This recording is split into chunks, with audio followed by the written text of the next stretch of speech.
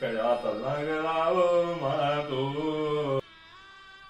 Mummy जे व्हायचं आता ते होऊनच जातं. आता बघ बाबांचं वय झालं होतं म्हणून ते तिचे हाल व्हायपेक्षा ते गेलेले चांगले. जे होणार राहतं तेच होतं. आता मागच्याच महिन्यात सेंचुरी कंप्लीट केली त्यांनी. मागच्या महिन्यापर्यंत चांगला फिरत होता तो, फिरत होता तो. पण हे झालं कसं काय?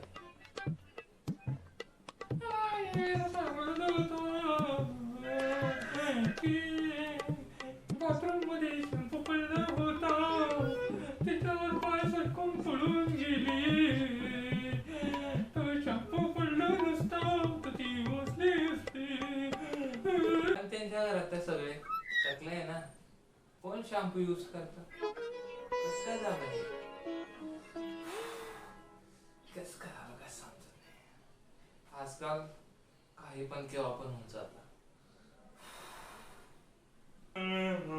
लसन मामा, लसन मामा, लसन मामा.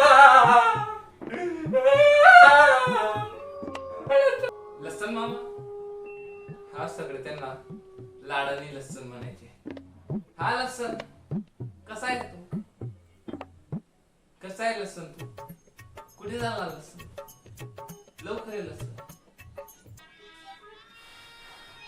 समजलं? खांद्यावर बसून मेढा दाखवायला घेऊन जात होते ते, मेढा दाखवायला. बॉडी बिल्डर असतील मध्ये तुझ्या मम्मीला खांद्यावर उचलून घेऊन जात. बॉडी बिल्डर असतील ते. जेव्हा मम्मी छोटी होती ना, मम्मी तेव्हाची गोष्ट करते.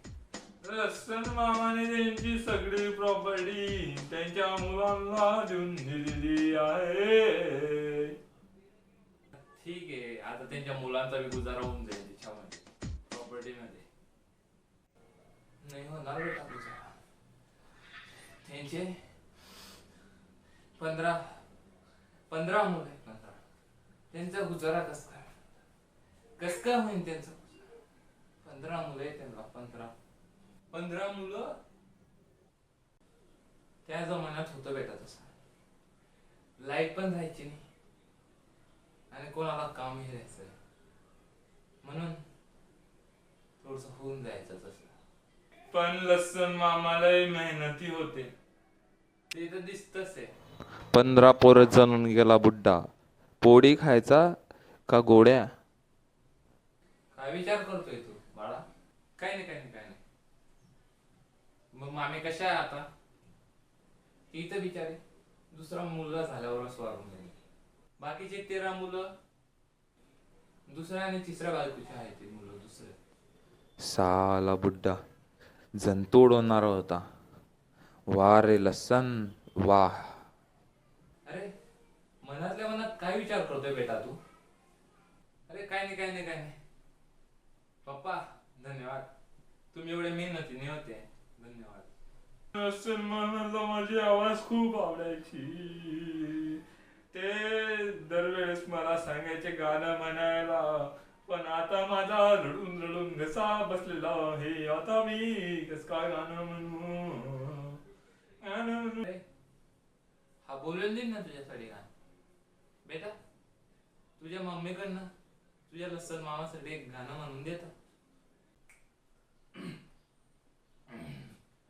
मुस्कुराने की वजह तुम हो,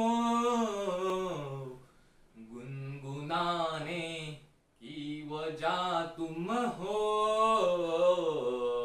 ओ लसन मामा रे लसन मामा रे.